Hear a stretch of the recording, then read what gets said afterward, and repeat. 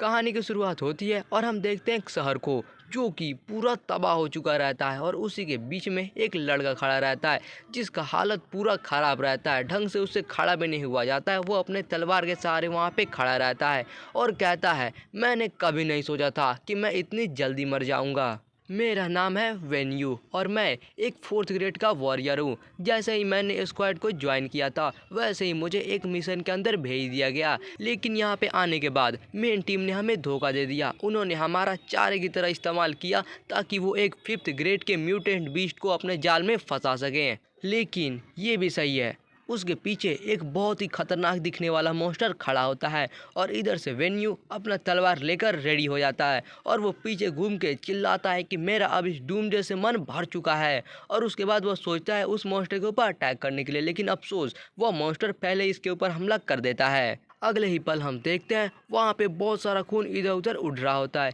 क्योंकि वो मॉन्स्टर का हाथ पहले ही वेन्यू के पेट में घुस चुका होता है। यानी कि वेन्यू का कहानी यहीं पे ख़त्म हो जाता है। इसके बाद सीन चेंज होता है और हम एक बहुत ही बड़े बिल्डिंग को देखते हैं। इस बिल्डिंग के अंदर एक लड़का अचानक से काफ़ी ज़ोर से उठता है। ऐसा लग रहा है जैसे इसने सपने में कोई भूत देख लिया हो। खैर, इसके बाद ये अपना आंखें खोलता है और ज़ोर ज़ोर से सांस लेने लगता है। वो कहता है कि ये आखिर मैं अभी जिंदा कैसे हूँ। वो बगल में मुड़ के एक घड़ी को देखता है जहाँ पे अभी 25 मई 2117 हो रहा होता है। वो घड़ी का टाइम देखकर कहता है कि ये डेट तो 1 साल पहले की है ना। मुझे ये मत कहना कि मैं समय में पीछे आ गया हूँ। तभी इसके फ़ोन में एक मैसेज आती है। वो चेक करता है तो यहाँ पे जो इसके कंपनी का बॉस रहता है ये इसको बोलता है कि थोड़ा ओवर टाइम कर लेने के लिए, क्योंकि उनका कंपनी में थोड़ा मतलब काम का प्रॉब्लम चल रहा है। तो इसको ये बोलता है ओवर टाइम करो, ज़्यादा पैसा भी दे दूंगा। ये सोचता है क्या ये मुझे ओवर टाइम करने के लिए बोल रहा है, लेकिन जो मेरा कंपनी है वो तो जब डूम्सडे आया था उस टाइम पर ये तो तबाह हो गया था। इसके बाद ये अपना फ़ोन को धीरे से नीचे रख देता है और वहाँ पे थोड़ी देर के लिए एकदम चुपचाप बैठ जाता है। मैं सच में समय में पीछे आ चुका हूँ। हा हा हा हा हा, जैसी करनी वैसी भरनी। मुझे अभी भी विश्वास नहीं हो रहा है कि मैं समय में पीछे आ चुका हूँ। अब मैं समय में पीछे आ ही चुका हूँ तो इस बार कोई भी मुझे चारे की तरह इस्तेमाल नहीं कर पाएगा, ना ही कोई मेरा फ़ायदा उठा पाएगा, क्योंकि इस बार मैं अपनी किस्मत का मालिक खुद रहूँगा। अभी के टाइम पे ज़ॉम्बीज़ आना शुरू नहीं हुए हैं, यानी कि अभी मैं अपने सारे कदम एकदम अच्छे से उठा सकता हूँ ताकि मैं सारी चीज़ों की तैयारी अच्छे से कर पाऊँगा। समय के साथ लोगों के बीच की दूरियाँ धीरे धीरे करके बढ़ती जाएगी, इसलिए मुझे पहले ही तैयार रहना होगा, क्योंकि अगर मैंने ऐसा नहीं किया तो फिर से मेरा वही हाल होगा जो कि मेरा इसके पिछले बार हुआ था। वेन्यू ये सारी चीज़ों को सोच ही रहा होता है, कहीं से बहुत ज़ोर से चीखने की आवाज़ आती है। कोई चिल्ला रहा होता है कि बचाओ, कोई मेरी मदद करो। और हमें आवाज़ से पता लगता है कि ये कोई हस्बैंड और वाइफ है जो कि आपस में मतलब बहुत ज़्यादा झगड़ा टाइप का कर रहे हैं। और उसमें से जो वाइफ रहती है कहती है कि नहीं रुक जाओ, मुझे काटना बंद करो, ये क्या कर रहे हो, मतलब हो रहा होता है। और तभी वहाँ का जो दरवाज़ा रहता है वो सीधा खुलता नहीं है बल्कि सीधा हवा में उड़ के आता है। और तभी उस दरवाजे के पीछे से एक औरत आके सीधा वेन्यू के सामने गिरती है, जो कि लग रहा है कि यहाँ पर इसका खेल ख़त्म हो चुका है। और तभी दरवाजे के पीछे हम देखते हैं किसी आदमी को, वो भी एकदम काला काला।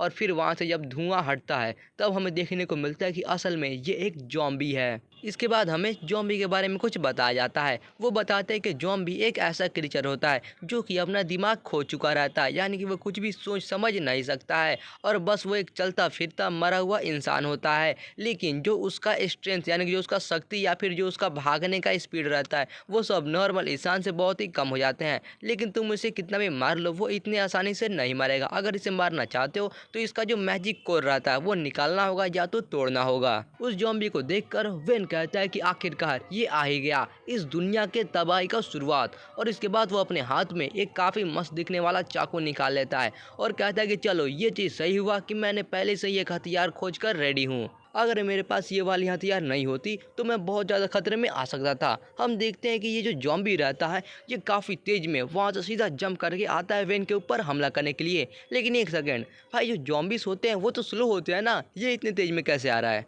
सभी ज़ॉम्बीज़ के अंदर जो उनका मैजिक कोर है वह उनके बॉडी में अलग अलग जगह पर रहता है, इसलिए जो लोग इन ज़ॉम्बी से पहली बार फाइट करते हैं वो लोग हमेशा कन्फ्यूज हो जाते हैं। लेकिन मेरे पास अपने पिछली ज़िंदगी का सारा एक्सपीरियंस है और सारा नॉलेज है, इसलिए अगर तुम इस वाले ज़ॉम्बी को एक बार में सही जगह पर हमला कर देते हो तो तुम एक बार में ही इस ज़ॉम्बी को आराम से मार सकते हो। उस जॉम्बी को मारते ही सिस्टम का एक मैसेज आता है जो कि बोलता है कि तुमने एक 0 ग्रेड के जॉम्बी को मार दिया है, इसके वजह से तुम्हें रिवार्ड के तौर पे 1 पॉइंट दिया जाता है। ये देखकर वेन बहुत ज़्यादा खुश हो जाता है, कहता है कि बहुत अच्छे, ये बिल्कुल मेरे पिछली ज़िंदगी की तरह है, अगर तुम किसी जॉम्बी को मारते हो तो तुम्हें उससे पॉइंट मिलेंगे। जब डूम्सडे आया तब उसके साथ साथ इस पूरे दुनिया में तबाही मच गई, जिसके वजह से सारे रुपए पैसे एकदम कचरे के टुकड़े बन गए। और उसके साथ साथ आया जंगल राज, और जंगल राज के साथ साथ आया पॉइंट एक्सचेंज सिस्टम, जो कि एक स्टोन पिलर के जरिए किया जा सकता है। पॉइंट्स को एक दूसरे से लिया दिया नहीं जा सकता है, सिर्फ इसको पाया जा सकता है, और वो भी जॉम्बीज को मारकर, म्यूटेटेड बीस्ट को मारकर या फिर मॉन्स्टर्स को मारकर। पॉइंट्स को इकट्ठा करके एक्सचेंज स्टोन पिलर को छूने पे हम लोग वहाँ से बहुत सारे अलग अलग प्रकार के चीज़ों को खरीद सकते हैं, या फिर हम लोग चाहें तो अपने क्लास को भी चेंज कर सकते हैं 3 महान क्लासेस के अंदर, और जो कि भाई नॉर्मल सी चीज़ है जो कि हर दुनिया में होता है, यानी कि एक है वॉरियर का, दूसरा है आर्चरर का, और तीसरा है विजर्ड का। मतलब भाई एक तलवारबाज, एक तीरंदाज और तीसरी का जादूगर। दोस्तों आप लोग कमेंट में बताओ कि अगर आप लोग को इन तीनों क्लास में से एक को चूज़ करना तो आप कौन सा चूज़ करोगे। जो भी अपने क्लास को चेंज कर लेता है वो नॉर्मल इंसान से 2 गुना ज़्यादा पावरफुल होता है, और ऊपर से अगर कोई अपना क्लास रेयर क्लास के अंदर या फिर हिडन क्लास के अंदर चेंज कर ले तो उसको कुछ बहुत ही ज़्यादा रहस्यमय या फिर बहुत ही ज़्यादा शक्तिशाली पावर मिल जाते हैं। इसके बाद यहाँ पर सारा इंट्रोडक्शन खत्म होता है और हम देखते हैं वेन्यू को, जो कि सोच रहा होता है कि अगर मुझे सही से याद है तो मेरे पिछले जिंदगी के अंदर जो सबसे मतलब नज़दीकी स्टोन पिलर था वो यहीं पे पड़ोस के दरवाजे पर था। पिछली ज़िंदगी के अंदर मैं सभी लोगों की तरह अपने ही घर में छुप गया था, और इसके वजह से जब शुरुआत के टाइम पे मुझे पॉइंट जमा करना चाहिए था तब मैं जमा नहीं कर पाया था, लेकिन इस बार मैं जल्द से जल्द 10 पॉइंट जमा करूंगा और जल्दी से उस एक्सचेंज स्टोन पिलर के पास जाकर एक फर्स्ट ग्रेड का वॉरियर बन जाऊंगा। लेकिन वो अपने आसपास देखता है जहाँ पे बहुत सारे जॉम्बिस ने मिलकर इसे घेर लिया रहता है। वह कहता है कि यहाँ पे तो ऐसा लग रहा है कुछ ज़्यादा ही जॉम्बिस आ गए हैं। इसके बाद वो सारे जॉम्बिस आ जाते हैं इसके ऊपर एक साथ हमला करने के लिए। ये कहता है कोई बात नहीं है, मैं इसको अपने चांस के तौर पे लूँगा, और इसके बाद वह जाकर सभी जॉम्बिस को मारना शुरू कर देता है और साथ साथ इसको पॉइंट भी मिलने लगते हैं। एक जॉम्बी आकर वेन के कंधों पर हाथ रखता है। इसके बाद वो आता है, वेन को वो काटने वाला रहता है कि वेन उस पर जल्दी से ध्यान देता है और बिना पीछे घूमे हुए अपनी कोनी से उसके पेट पर जोरदार मारता है। मतलब भाई यार ये चीज़ देखकर मुझे भी थोड़ा इस जॉम्बी के लिए बुरा लग रहा था, लेकिन उसके अलावा भाई वेन का जो कोनी रहता है ये भी थोड़ा सा टूट जाता है। वेन को अपने हाथों में थोड़ा दर्द होने लगता है और वो कहता है कि अभी मेरा जो बॉडी है ये ज़्यादा स्ट्रॉन्ग नहीं है, इसलिए मुझे जल्दी से जल्दी अपने क्लास को चेंज करना होगा। और तभी वो पीछे देखता है, वहाँ पर जितने भी जॉम्बिस रहते हैं एक साथ आ जाते हैं इसके ऊपर हमला करने के लिए। लेकिन भाई यहाँ पे देखो, मुझे एक बात की कंप्लेन है यार, ये जो जॉम्बिस रहते हैं ये तो स्लो होते हैं ना, तो ये जॉम्बी भाई ये कूद कैसे रहा है जब ये लोग स्लो रहते हैं। तो वेन भी अपना हथियार लेकर रेडी हो जाता है और कहता है कि आ जाओ, जिसके बाद सभी जॉम्बिस जाते हैं इसके ऊपर हमला करने के लिए और वेन उन सभी जॉम्बिस को एकदम गाजर मूली की तरह काट डालता है। इसके बाद एक फाइनली लास्ट जॉम्बी बचता है जिसको भी वो मार देता है और वहाँ पे एकदम स्टाइल में पोज देकर खड़ा हो जाता है। हम देखते हैं वहाँ पे वेन अकेला खड़ा रहता है और उसके आसपास सारे जॉम्बिस के लाश पड़े हुए रहते हैं। इन सभी जॉम्बिस को मारने के बाद वेन बहुत ज़्यादा थक जाता है। वो कहता है आखिरकार मैंने जॉम्बिस को मार ही दिया और मैंने फाइनली 10 पॉइंट को इकट्ठा कर लिया है। लेकिन तभी वो बगल में कुछ देखने लगता है और वहाँ पर से हम देखते हैं कि कोई तो चीज़ आ रही होती है, जिसे देखकर वेन थोड़ा सा मतलब चौंक जाता है और हम देखते हैं उधर से एक काफ़ी खतरनाक दिखने वाला, काफ़ी खतरनाक ऑरा निकालता हुआ एक म्यूटेटेड बीस्ट टाइप का कुछ आ रहा होता है, जिसे देखकर वेन के पसीने छूटने लगते हैं। अब हम फाइनली इस बीस्ट को करीब से देखते हैं तो हमें पता चलता है कि असल में ये एक कुत्ता रहता है जो कि म्यूटेट हो चुका है और म्यूटेट होकर ये एक अब भेड़िए की तरह दिख रहा है और काफ़ी खतरनाक दिख रहा है। इसे देखकर वेन कहता है कि ये तो हमारे गले का कुत्ता है ना, आखिर ये कैसे म्यूटेट हो गया। वह कुत्ता वेन को देखने के बाद बहुत ज़ोर ज़ोर से भौंकने लगता है। ऐसा लगता है जैसे वेन ने इसके कोई बिस्कुट चुरा लिया हो। खैर वेन उसे देखकर थोड़ा डर जाता है और कहता है कि ये म्यूटेटेड बीस्ट लेवल 1 पे है और अभी मेरा जो पावर है मैं उसके हिसाब से इससे बिल्कुल भी नहीं लड़ सकता, मुझे जल्दी से यहाँ से भागना होगा। इसके बाद वेन जल्दी से वहाँ से भागना शुरू कर देता है, लेकिन वह कुत्ता अभी भी इसके पीछे दौड़ के आ रहा होता है। कहता है मेरा बिस्कुट वापस दे दे रे। भागते भागते वह कुत्ता कुछ सोनिक वेव टाइप का अटैक करता है वेन के ऊपर, जिससे कि वेन जल्दी से साइड होकर बचता है और कहता है कि नहीं, ये चीज़ सही नहीं हो रहा है। क्योंकि तभी वह कुत्ता जल्दी से जाकर वेन का एक पैर काट लेता है। कहता है बिस्कुट नहीं देगा तो लेग पीस दे दे। पैर पकड़कर वह कुत्ता वेन को सीधा दरवाजे की तरफ फेंक देता है और वह दरवाजा भी लग रहा है शीशे का है, जिसकी वजह से वो बहुत ही जल्दी टूट जाता है और इसकी वजह से वेन को बहुत ही जोर से चोट लगती है और इसके बाद वह सीधा जाकर रोड पे गिरता है। और ऐसा लग रहा है कि ये कुत्ते का मन अभी भी नहीं भरा हुआ है, क्योंकि ये कुत्ता अभी भी वेन को जोर जोर से घूरे जा रहा होता है। वेन सोचता है कि ऐसा लग रहा है इस कुत्ते ने अपने आंखें मेरे ऊपर टिका ली है, लेकिन और इसके बाद वह कुत्ता फिर से आता है जम करके वेन के ऊपर हमला करने के लिए और वेन फिर अपना बात पूरा करता है और कहता है कि मैं बिना लड़े हुए इस कुत्ते के हाथों इतनी आसानी से नहीं मरने वाला हूँ। वह कुत्ता काफ़ी जोर से जंप करता है और वेन के ऊपर आने लगता है। वेन भी रेडी हो जाता है उससे फाइट करने के लिए, लेकिन तभी अचानक से वह कुत्ता वेन के ऊपर ना आकर बल्कि उसके साइड में चला जाता है। इसे देखकर वेन थोड़ी देर के लिए तो चौंक जाता है और सोच में पड़ जाता है। फिर वह सोचता है कि भाई ये क्या चल रहा है, ये कुत्ता आखिर मेरे ऊपर हमला क्यों नहीं कर रहा है। अगर ये मेरे ऊपर हमला नहीं कर रहा है तो आखिर ये करना क्या चाहता है। क्या ये मुझे उस दुकान के अंदर जाने से रोक रहा है। और तभी वह कुछ नोटिस करता है और बहुत ही ज़्यादा चौंक जाता है, क्योंकि हम देखते हैं इसके सामने एक कोई पोर्टल टाइप का रहता है। ये तो एक ट्रेजर लैंड है। इसके बाद वेन हमें ट्रेजर लैंड के बारे में कुछ बताता है कि ट्रेजर लैंड एक बहुत ही रेयर चीज़ है जो कि इसके पिछले ज़िंदगी में आया करती थी, लेकिन ये चीज़ आखिर कब आती है, कहाँ से आती है और कब जाती है, ये बात किसी को भी नहीं पता है। लेकिन एक बात पक्की है, अगर कोई इस ट्रेजर लैंड के अंदर चला जाता है तो इसके अंदर से वह बहुत ही अच्छे अच्छे खजाने को ले सकता है। ऐसे खजाने को ले सकता है जो कि बाहर जो स्टोन पिलर रहती है उसके अंदर वो बिल्कुल नहीं मिलती है। और ऐसा कहा जाता है कि अगर कोई जितना जल्दी ट्रेजर लैंड के अंदर जाता है उसको उतना ही ज़्यादा अच्छा ट्रेजर मिलता है। इस बीच ने शायद से इस जगह को सबसे पहले ढूंढा होगा, इसलिए ये इस जगह को अपने इलाके की तरह रखवाली कर रहा है। लेकिन अफसोस की बात है कि ट्रेजर लैंड के अंदर सिर्फ इंसान ही जा सकते हैं। ये भले ही चाहे कितना ही मेहनत कर ले, लेकिन इससे इसको कुछ भी फ़ायदा नहीं होने वाला है। इसके बाद वो कुत्ता वेन को और भी ज़्यादा गुस्से की नज़रों से देखने लगता है। वेन ये देखकर थोड़ा डर जाता है और कहता है कि धत तेरी की, ऐसा लग रहा है कि इस कुत्ते ने नोटिस कर लिया कि मैं भी इस ट्रेजर लैंड के अंदर इंटरेस्टेड हूँ। जिसके बाद वह कुत्ता सीधा दौड़ के आता है और यहाँ पे वेन खड़ा रहता है, इसके ऊपर वह कूद कर हमला कर देता है। भाई वो अपना ट्रेजर लैंड इसको इतनी आसानी से थोड़ी ना लेने देगा। उस कुत्ते को अपनी तरफ ऐसे आते हुआ देखकर वेन के पास अब कोई भी रास्ता नहीं बचता है भागने का, तो वो कहता है कि हटाओ छोड़ो, अब जो होगा देखा जाएगा। इसके बाद वो भी अपना चाकू निकालता है और इस कुत्ते के ऊपर हमला कर देता है, लेकिन वह कुत्ता अपना सर को पीछे खींच लेता है और इसके हमले से बच जाता है। और सिर्फ बचता ही नहीं है बल्कि फिर वापस आकर इसके हाथ पर बहुत ही जोर से काट लेता है। और भाई इतना जोर से काटता है कि यार आप लोग सामने देख ही सकते हो। ये देखकर भाई वेन बहुत ज़्यादा डर जाता है। वह कहने लगता है कि धत तेरी की, यार इसने तो काट लिया। दर्द की वजह से वेन वहीं पे नीचे गिर जाता है, लेकिन वह कुत्ता अभी भी इसके हाथ को नहीं छोड़ता है और दर्द उसको होते रहता है। लेकिन फिर भी वेन अपना दूसरा हाथ इधर उधर घुमाता है और तभी उसके हाथ में एक चाकू मिल जाता है, जिससे लेकर वह उस कुत्ते को लगातार घोंपते जाता है और कहता है मर जा मर जा मर जा, अब बस जल्दी से मर भी जा।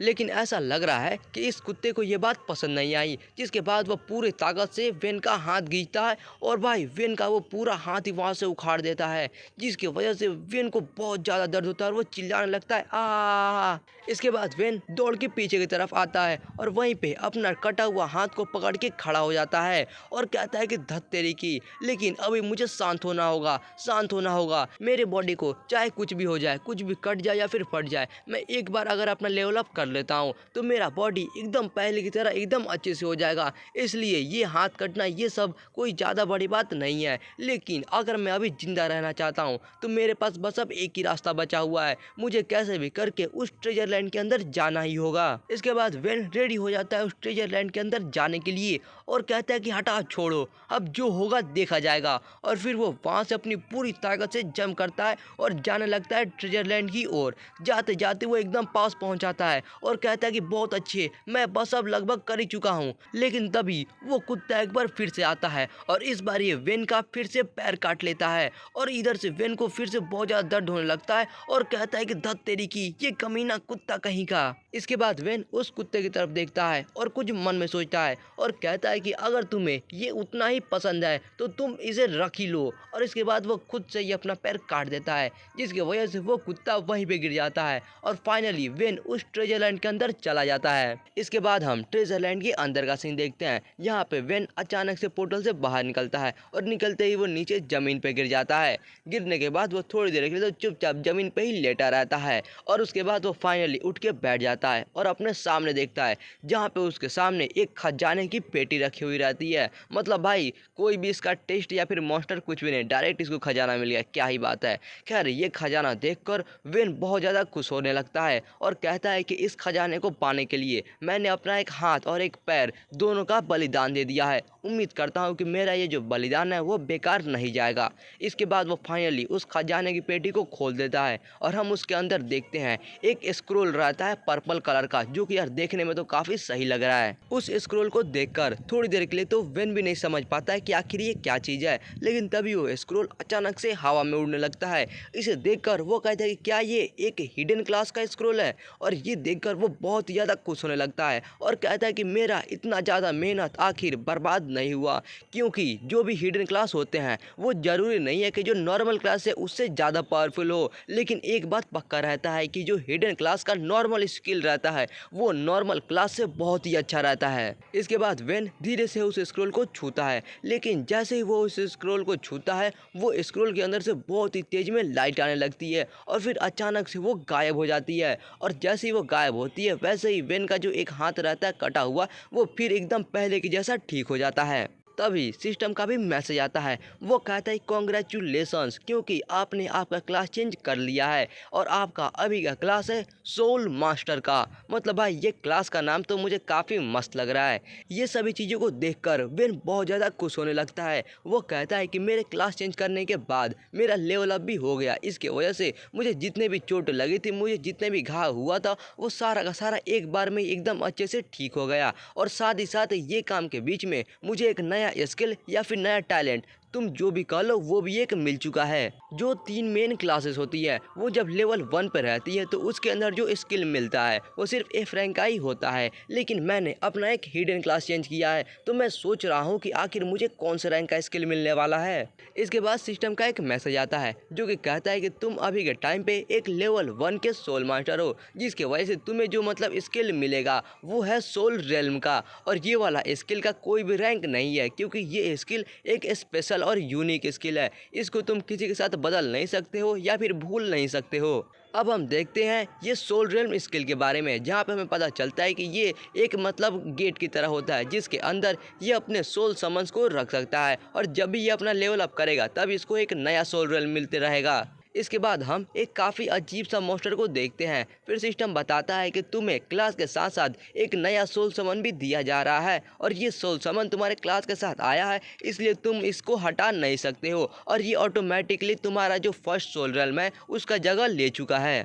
इसके बाद हम इस सोल समन के स्किल को देखते हैं, जहाँ पे इसके पास एक स्पेशल एस रैंक का स्किल रहता है जो कि होता है सोल अटैक, और ये एक पैसिव स्किल रहता है, यानी कि इसके बाद वेन अपने किसी भी अब दुश्मन को मारता है तो वो सिर्फ उसके बॉडी पे ही नहीं लगेगा बल्कि उसके आत्मा पे भी इसका अटैक लगेगा। मतलब बहुत ही मस्त अटैक मारने वाला है। लेकिन अगर जो इसका मतलब सामने वाला दुश्मन है वह इससे 10 गुना ज़्यादा पावरफुल हो तो उस टाइम पे इसका ये स्किल काम नहीं करेगा। वो जो सोल बीस्ट रहता है वह उड़ के आता है और वेन के सर में घुस जाता है, और घुसने के बाद सिस्टम का मैसेज आता है कि जो सोल बीस्ट है वह होस्ट के साथ एक साथ ही मिल सकता है, जिसकी वजह से उसका जो भी एट्रीब्यूट पॉइंट रहेगा वह अपने होस्ट को दे देगा। यानी कि जो होस्ट है इसका पावर बहुत ज़्यादा बढ़ जाएगा, और ऊपर से जो होस्ट है वह इसके स्किल का भी इस्तेमाल कर सकता है। लेकिन अगर वो जब ऐसा करता रहेगा, मतलब जब दोनों एक साथ जुड़े हुए रहेंगे, उस टाइम पे ये अपना कोई भी दूसरा सोल बीस्ट को समन नहीं कर सकता है, यानी कि इसको उस टाइम पे बस एक ही से फाइट करना होगा।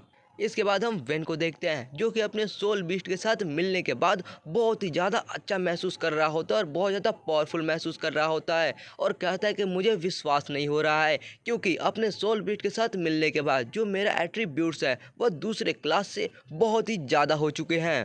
इस चीज़ की मदद से अगर इसके बाद कोई भी मेरे सेम लेवल पे आता है मुझसे लड़ने के लिए तो मैं उसको बहुत ही आसानी से हरा पाऊंगा। मैंने आज तक अपनी पिछली ज़िंदगी में भी इतना ज़्यादा पावरफुल हिडन क्लास नहीं देखा है। वो कमीना कुत्ता जो कि अभी भी गेट के बाहर मेरा इंतजार कर रहा है, अब वो मेरा कुछ नहीं बिगाड़ सकता। मैं तो बस ये सोच रहा हूँ कि आगे फ्यूचर में चलकर मैं कितना ज़्यादा पावरफुल बन पाऊंगा। इसके बाद हम पोर्टल के बाहर का सीन देखते हैं जहाँ पे ये कुत्ता अभी भी रखवाली कर रहा होता है। तभी पोर्टल के अंदर कुछ हलचल होती है और हम देखते हैं कि उसके अंदर से वेन फाइनली बाहर निकलता है एकदम हंसते हुए।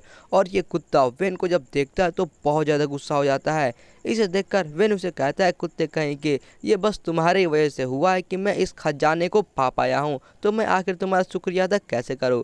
क्या मैं तुम्हें नर्क के अंदर एकदम जल्दी से भेज दूँ बिना किसी दर्द के? बोलो क्या ख्याल है इसके बारे में? लेकिन ऐसा लग रहा है कि ये कुत्ते को इस वाला आइडिया को सुनकर ज़्यादा अच्छा नहीं लगा, इसलिए वो काफ़ी ज़्यादा गुस्सा हो जाता है और गुस्से में सीधा जाके वेन के ऊपर हमला कर देता है। लेकिन वेन जल्दी से बच जाता है और उसके बाद उस कुत्ते को एक जोरदार का लात मारता है। लेकिन लात मारने के बाद ये भी थोड़ा पीछे हो जाता है और सोचता है कि ये कुत्ता ये इतना पावरफुल कैसे है। वह कुत्ते के एकदम आमने सामने आ जाता है और मन में सोचता है कि मैं भले ही पहले से दोगुना ज़्यादा ताकतवर हो चुका हूँ, लेकिन फिर भी ऐसा लग रहा है कि ये कुत्ते को मारने के लिए इतना काफ़ी नहीं है। अगर ये ऐसे नहीं मर रहा है तब तो मुझे ऐसा लग रहा है कि अपना बैटल फॉर्म में आना ही होगा। और वो अपना पावर ऑन करने लगता है, लेकिन तभी ये कुत्ता भी इंतजार नहीं करता और सीधा कूद के जाता है वेन के ऊपर हमला करने के लिए। लेकिन अफसोस वेन का बैटल फॉर्म ऑन हो चुका है और एकदम स्माइल देने लगता है और कहता है नरक में जाओ, और साथ ही साथ एक जोरदार लात मारता है इसके मुंह के ऊपर। भाई सच कह रहा हूँ बहुत जोर की लात लगी है।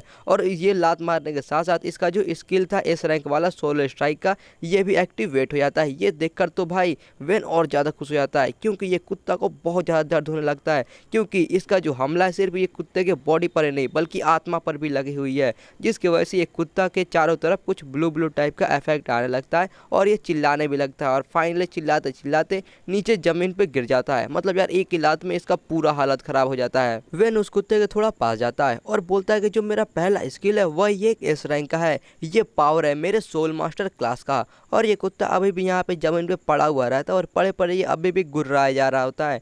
वेन जाकर इसके पास में थोड़ी देर के लिए खड़ा हो जाता है और तब ये कुछ नोटिस करता है और कहता है कि रुको, यहाँ पे कुछ गड़बड़ है, ये कमीना ये ऐसा नहीं लग रहा कभी मरा हुआ है, मुझे ये मत कहना। और तभी ये कुत्ता नीचे से उठने लगता है और इसके अंदर से थोड़ी बिजली टाइप के भी इफेक्ट निकलने लगती है और काफ़ी मस्त लग रहा है भाई, ऐसा लग रहा है कि इसका भी कुछ पावर अप हो रहा है। और तभी ये कुत्ता उठकर बहुत ज़ोर से चिल्लाता है, जिसके बाद इसका एक स्किल होता है लाइफ बैटल नाम का, जो कि अवेकन हो जाता है इसके अंदर। और भाई यार ये स्किल एक एस रैंक का स्किल होता है। और यार ये कुत्ते को देखो काफ़ी खतरनाक अब ये लग रहा है। और यार एक बात तो कहनी पड़ेगी, खतरनाक के साथ साथ ये कुत्ता बहुत ही मस्त भी लग रहा है। ये देखकर वेन काफ़ी ज़्यादा चौंक जाता है और कहता है कि क्या इस म्यूटेटेड बीस्ट के पास तो एक एस रैंक का स्किल है। इसके बाद हम देखते हैं ये दोनों एक दूसरे के आमने सामने रहते हैं। एक तरफ रहता है फर्स्ट ग्रेड का म्यूटेटेड बीस्ट यानी कि ये वाला कुत्ता, और दूसरी तरफ रहता है फर्स्ट ग्रेड का सोल मास्टर यानी कि अपना वेन। वेन सोचता है कि भले ही जो कुत्ता है अभी सिर्फ लेवल 1 पे है, लेकिन लेवल 1 पे इसके पास एस रैंक का स्किल है। इसका मतलब ये हुआ कि जो इसका पोटेंशियल है आगे बढ़ने का वो बहुत ज़्यादा है, एकदम अनलिमिटेड है। मतलब फ्यूचर में कितना ज़्यादा पावरफुल हो सकता है। इसलिए अब मुझे यहाँ पर ज़्यादा देर तक नहीं रुकना चाहिए और जल्दी से यहाँ से भाग लेना चाहिए। वेन वहाँ से भागना शुरू कर देता है, लेकिन इस बार ये कुत्ता इसका पीछा नहीं छोड़ता और कुत्ता भी इसके पीछे फिर से आना शुरू कर देता है। भागते भागते वेन फाइनली दरवाजे के पास पहुँचता है और दरवाजे के पास पहुँचने के बाद वो डायरेक्ट नहीं निकलता है, बाकी मतलब बगल में कोई एक सेल्फ टाइप का रहता है जिसको वो पकड़ के पीछे की तरफ फेंक देता है और वो फाइनली वहाँ से कूद के उस दुकान से बाहर निकल जाता है। वो कुत्ता उसी सेल्फ के नीचे आकर दब जाता है और काफ़ी जोर से अभी भी चिल्ला रहा होता है। वो अंदर से बहुत जोर जोर से चिल्लाता है और वेन इधर फाइनली बाहर निकलने के बाद थोड़ा चैन का सांस लेता है। इसके बाद वेन कहता है कि ये म्यूटेटेड बीस्ट ये तो बहुत ही ज़्यादा अजीब है, क्योंकि इसको जितना ही ज़्यादा चोट लगता है ये उतना ही ज़्यादा ताकतवर बनते जाता है। इतना ज़्यादा पावरफुल एबिलिटी है इसके पास, ये पक्का है कि ये दुनिया पर राज कर सकता है। लेकिन ये बड़ी अजीब बात है क्योंकि मैंने इसके बारे में अपने पिछले ज़िंदगी में कुछ भी नहीं सुना था। खैर हटा छोड़ो, क्योंकि मेरे पास अभी इससे भी बहुत ज़्यादा जरूरी काम है करने के लिए। क्योंकि मुझे याद है तीसरे दिन पर जियांगबिंग पार्क के अंदर एक बहुत ही बड़ा ट्रेजर ट्रोप आया था। इसके अंदर एक बहुत ही अल्ट्रा रेयर स्किल में मिल रहा था ब्लैक बुक नाम का, और इसके अलावा उसके अंदर एफ रैंक का प्रोटेक्टिव जेड, उसके अलावा और भी बहुत सारे हाई रैंक के आइटम मिल रहे थे। मैं एक ऐसा आदमी हूँ जो कि टाइम में पीछे आया हूँ और मुझे ये सारी बातें पहले से पता है, तो मैं इस चांस को मिस नहीं कर सकता। लेकिन वो जो बड़ा वाला ट्रेजर ट्रोव है वो बहुत ही ज़्यादा खतरनाक है, इसलिए मुझे वहाँ पे जाने से पहले एक्सचेंज पिलर के पास जाकर कुछ आइटम को पहले एक्सचेंज करना होगा। वो ये सब चीज़ सोच ही रहा होता है कि वो सामने कुछ देखकर बहुत ज़्यादा चौंक जाता है और वो एकदम से अपना ब्रेक लगाता है और एकदम से वहीं पे रुक जाता है। फिर वो खड़ा होकर थोड़ी देर के लिए सामने देखता रह जाता है, उसका मुंह खुला रह जाता है, क्योंकि भाई उसके सामने ज़ॉम्बीज़ का एकदम मेला लगा हुआ रहता है और सारे के सारे ज़ॉम्बीज़ इधर से वेन को आता हुआ भी देख लेते हैं और इसको अब मतलब ये हमला करने वाले हैं। वेन सोचता है कि ऐसा लग रहा है कि ये एरिया जो है ये भी पूरी तरह से बर्बाद हो चुका है, और वो भी इतनी जल्दी, इसलिए मेरे पिछले की ज़िंदगी के अंदर जो लोग भी शुरुआत के टाइम पे अपने घर से बाहर आए थे वो लोग बच नहीं पाए। लेकिन यहाँ पर तो बस अब यही एक रास्ता है वो एक्सचेंज पिलर के पास जाने के लिए, तो मुझे कैसे भी ज़बरदस्ती इसी रास्ते से जाना ही होगा। और वेन दौड़ना शुरू कर देता है उन ज़ॉम्बीज़ की तरफ से। वो जो ज़ॉम्बीज़ रहते हैं वो भी एकदम भाई चिल्लाना शुरू कर देते हैं और इधर से आते हैं वेन के ऊपर हमला करने के लिए, लेकिन वेन अपना उनसे काफ़ी तेज रहता है और वो काफ़ी तेज में इनके ऊपर हमला करते करते आगे जाता है। पीछे से एक और ज़ॉम्बी आता है इसके ऊपर हमला करने के लिए, लेकिन वेन सही टाइम पे देख लेता है और खैर वो सीधा मतलब इनके ऊपर टाइम वेस्ट नहीं करता और अपना एक स्किल इस्तेमाल करता है और काफ़ी जोर से चिल्लाता है कि यहाँ से हट जाओ, और सभी के सभी ज़ॉम्बीज़ को कुछ शॉकवेव टाइप का लगता है और वो सब के सब उसके रास्ते से हट जाते हैं। फिर वेन अपना कोई स्पेशल पावर ऑन करता है और कहता है कि इस ज़िंदगी के अंदर मुझे कोई भी नहीं रोक पाएगा और तुम सब के सब मरने वाले हो। इसके बाद वह काफ़ी तेज में फिर वहाँ से दौड़ना शुरू कर देता है और हम अब 1 मिनट के बाद का सीन देखते हैं जहाँ पे सभी ज़ॉम्बीज़ की लाशों की एकदम ढेर पड़ी हुई रहती है और वेन वो स्टोन पिलर के सामने अकेला खड़ा हुआ रहता है और कहता है कि एक्सचेंज पिलर, आखिरकार मैंने तुम्हें ढूंढ ही लिया। इसके बाद वो एक्सचेंज पिलर के ऊपर अपना हाथ रखता है और जैसे ही वो हाथ रखता है कि सिस्टम का मैसेज आता है कि तुम्हारा एक्सचेंज सिस्टम के अंदर स्वागत है, तुम जो भी सामान को यहाँ से एक्सचेंज करना चाहते हो तुम उसको सिलेक्ट कर सकते हो। इसके बाद वो सिस्टम के अंदर के सभी आइटम्स को देखने लगता है कि उसके अंदर कौन कौन से आइटम्स है और वो देख के बोलता है कि इसके अंदर जो भी आइटम्स है ये तो बिल्कुल नहीं बदले हैं। मुझे तो लग रहा था कि डूम्सडे अभी अभी शुरुआत हुआ है तो इसके अंदर कुछ अलग अलग अच्छे चीज़ होंगे, लेकिन यार ऐसा लग रहा है कि इसमें शुरू से ही सब एक ही चीज़ रहते हैं। और फिर इसके बाद ये कुछ टाइप करने लगता है और सर्च करता है हीलिंग पोशन के बारे में। ये सोचता है कि ये जब ज़ॉम्बी से फाइट कर रहा था तो उस टाइम पे इसको थोड़ी चोट लग गई थी, इसलिए ये एक हीलिंग पोशन ऑर्डर कर देता है। और करने के बाद ये फाइनली जब सर्च करता है तो यार इसके सामने बहुत सारे पोशंस की ऑप्शन आ जाती है। ये देखकर सोचता है कि हाँ चलो अब ये थोड़ा सही दिख रहा है, लेकिन अफसोस की बात है कि इसके लिए मुझे बहुत सारे पॉइंट्स देना पड़ेंगे और भाई इसका दाम देखो भाई, पोशन का दाम 10,000 पॉइंट्स है। खैर इसके बाद एक बेसिक हीलिंग पोशन खरीद लेता है जो कि ये खरीदता है 100 पॉइंट्स के अंदर, और खरीदने के बाद ये फाइनली इसको गट करके पूरा पी जाता है और काफ़ी खुश रहता है। कहता है कि बहुत अच्छे, ये रिकवरी तो सच में बहुत ही ज़्यादा अच्छी है और मैं इतनी जल्दी पूरा रिकवर हो भी चुका हूँ। और यहाँ पे हम देख भी सकते हैं इसका रिकवरी पूरा 100% हो चुका है। इसके बाद वेन सोचता है कि मेरे बचे हुए पॉइंट से मैं कुछ और चीज़ें खरीद लेता हूँ, जिसके बाद ये एक ब्लैक कलर का क्रिस्टल रहता है जिसका नाम रहता है नो एट्रीब्यूट मैजिक क्रिस्टल, इसको खरीद लेता है। और हमें पता चलता है कि ये जो क्रिस्टल है यह मदद करता है फिजिकल जो बॉडी होती है उसको और ज़्यादा पावरफुल बनाने के लिए, लेकिन अगर इस वाले क्रिस्टल को इस्तेमाल किया जाता है तो इस वाले क्रिस्टल को इस्तेमाल करने के बाद कुछ स्किल्स भी मिलते हैं, और ये नो एट्रीब्यूट वाले क्रिस्टल को इस्तेमाल करने पे जो एकदम कचरा स्किल रहते हैं वो सारे के सारे कचरा स्किल इसको मिलेंगे। लेकिन इसके बावजूद भी वेन इसको इस्तेमाल कर लेता है और इसको पूरा एब्जॉर्ब कर लेता है और उसके बाद ये बोलता है मैं पहले ही एक सोल मास्टर बन चुका हूँ जो कि एक यूनिक क्लास है और इसके वजह से अब मैं क्रिस्टल का इस्तेमाल करके और ज़्यादा स्किल नहीं ले सकता, इसलिए मुझे फर्क नहीं पड़ता है भले ही ये नो एट्रीब्यूट वाला मैजिक क्रिस्टल क्यों ना हो, मुझे इससे कुछ भी नहीं होगा। और इसको ये पूरा एब्जॉर्ब कर लेता है और कहता है कि हाँ ये अच्छा महसूस हुआ क्योंकि मेरा जो फिजिकल क्वालिटी है यानी कि जो इसका पावर है वो काफ़ी बढ़ जाता है, वो 0.5 टाइम से यानी कि 1.5 गुना बढ़ जाता है। और सोचता है कि अगर अब मैं बस एक अच्छा सा वेपन ले लूँ तो उसके बाद मेरा जो शक्ति है वो और भी काफ़ी ज़्यादा बढ़ जाएगा। इसके बाद हम कुछ घंटे बाद का सीन देखते हैं। यहाँ पे वेन कहीं पे जा रहा होता है और कहता है कि मैं उस एक्सचेंज पिलर के अंदर से अच्छे सामान एक्सचेंज नहीं कर पाया क्योंकि मेरे पास ज़्यादा पॉइंट नहीं थे, लेकिन 2 दिन के बाद जो जियांगबिंग पार्क के अंदर ट्रेजर ट्रूप आने वाला है, मैं उसको बिल्कुल भी मिस नहीं कर सकता। इसलिए मुझे बहुत ही ज़रूरी है ताकि मैं कहीं ना कहीं से कुछ इक्विपमेंट को लाऊं। हम देखते हैं ये कोई वर्कशॉप टाइप की जगह में रहता है और यहाँ से ये काफ़ी सारे हथियार उठा लेता है, वो भी एकदम खतरनाक दिखने वाला है, जैसे कुल्हाड़ी, चेनसॉ। भाई काफ़ी खतरनाक दिख रहा है और सोचता है कि ये जो हथियार है ये मेरे लिए मेरे ख्याल से काम चल जाएंगे। मेरा जो फिजिकल क्वालिटी है उसके हिसाब से मैं इन हथियार को अच्छे से चला पाऊंगा। मेरा क्लास सोल मास्टर का है और ये क्लास सच में बहुत स्ट्रांग है, लेकिन नॉन कॉम्बैट सिचुएशन के अंदर अगर मैं खुद को दूसरे क्लासेस से कंपेयर करूँ तो उनके मुकाबले मेरे पास काफ़ी कम स्किल्स है फाइट करने के लिए। अगर मैं कहीं से जाकर सीधा हाथ से फाइट करता हूँ बिना अपने बैटल फॉर्म के या फिर अपने पेट को बिना समन किए हुए, तब मैं काफ़ी ज़्यादा पिट सकता हूँ। इसलिए मुझे ज़रूरत है और भी ज़्यादा हथियार का, ताकि मैं उसका इस्तेमाल करके अपना शक्ति को और ज़्यादा बढ़ा पाऊँ। आगे चल के मुझे मेरा सोल पेट को सबसे पहले ताकतवर बनाना होगा और उसके बाद मुझे मेरे खुद के बॉडी को भी ताकतवर बनाना होगा। इस तरह से मैं खुद के जिंदा रहने का चांस और ज़्यादा बढ़ा सकता हूँ। और ये चल ही रहा होता है कि इसको कहीं से आवाज़ आती है कि मदद करो, कोई तो मदद करो। और इधर से हम देखते हैं कि वेन अपने बगल में एक बिल्डिंग को देखता है जिसके अंदर से आवाज़ आ रही होती है। फिर अब हम इस बिल्डिंग के अंदर का सीन देखते हैं जहाँ पे काफ़ी सारे लोग दिख रहे होते हैं और हम थोड़ा करीब से देखते हैं तो हमें पता चलता है कि यहाँ पर एक आदमी और एक औरत काफ़ी सारे ज़ॉम्बीज़ के बीच में फंसे हुए रहते हैं। भाई लग रहा है इनका खेल खत्म होने वाला है। ये आदमी कहता है, दत्त तेरे की, यहाँ पर तो बहुत सारे ज़ॉम्बीज़ हैं, हम यहाँ से निकल नहीं सकते हैं। और पीछे से ये लड़के काफ़ी टेंशन में होती है और कहते हैं कि भाई अब क्या होगा, क्या हम लोग यहीं पे मरने वाले हैं। लेकिन ये कहता है कि नहीं बहन, तुम टेंशन मत लो, क्योंकि सबसे पहले मैं यहाँ से दौड़ के भागूंगा और उसके बाद तुम जल्दी जल्दी मेरे पीछे आना। लेकिन वह बहन बहुत ज़्यादा टेंशन में फिर से हो जाती है और कहती है कि नहीं मत जाओ वरना तुम मारे जाओगे।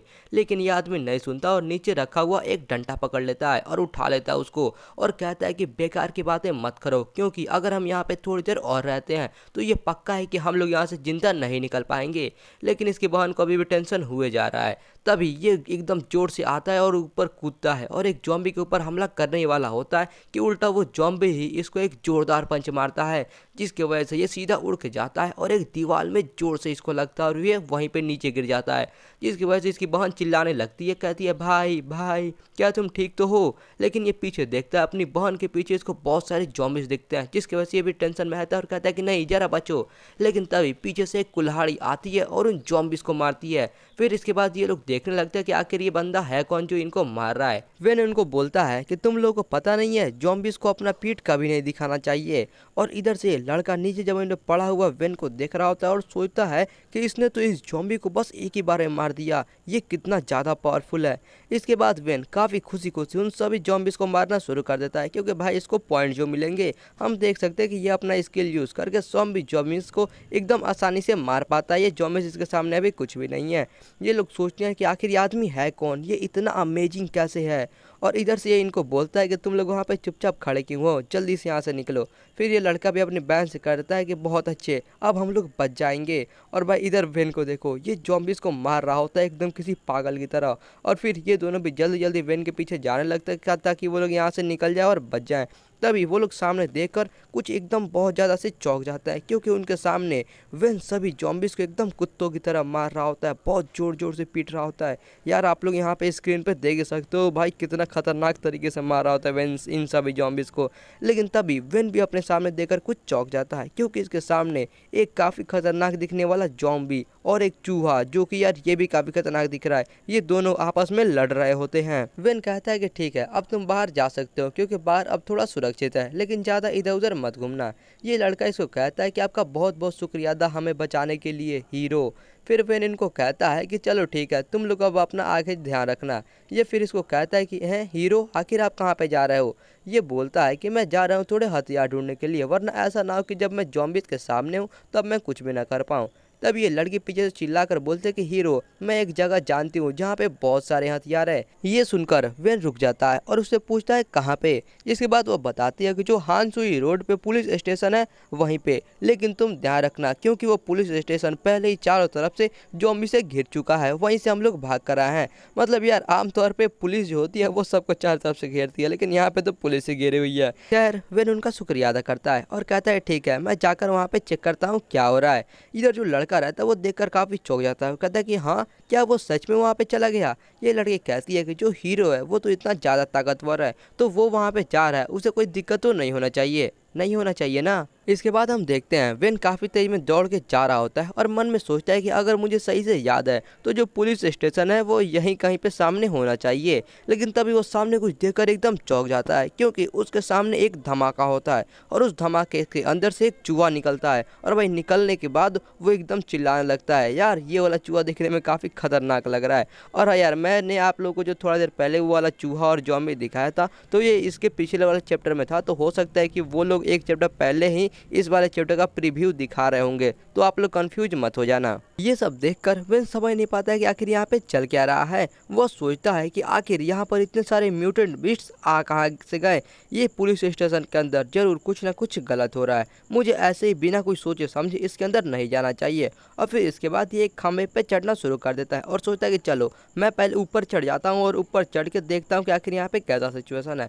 फाइनली ये खंभे से चढ़ के एक बिल्डिंग के ऊपर चढ़ जाता है और यहाँ से ये नीचे देखता है तो एकदम चौंक जाता है, क्योंकि इसके नीचे हम देखते हैं वही वाला जॉम्बी और चूहा एक दूसरे के साथ फाइट कर रहे होते हैं। और बस वही नहीं बल्कि उसके अलावा बहुत सारे जॉम्बिस और बहुत सारे म्यूटेंट रैट्स, ये सब के सब आपस में बहुत जोर से फाइट किए जा रहे होते हैं। विन सोचता है कि आखिर यहाँ पे ये सब चल क्या रहा है, कहीं ऐसा तो नहीं ये पुलिस स्टेशन के अंदर अभी भी लोग बचे हुए हैं, इसलिए सारे के सारे जॉम्बिस इतने ज़्यादा इसके अंदर अट्रैक्ट हो रहे हैं। लेकिन अभी ये सारे जो म्यूटेंट रैट्स हैं इसकी वजह से ये जॉम्बिस इनके ऊपर ध्यान दे रहे हैं और इनका ध्यान ज़्यादा पुलिस स्टेशन के ऊपर नहीं जा रहा है।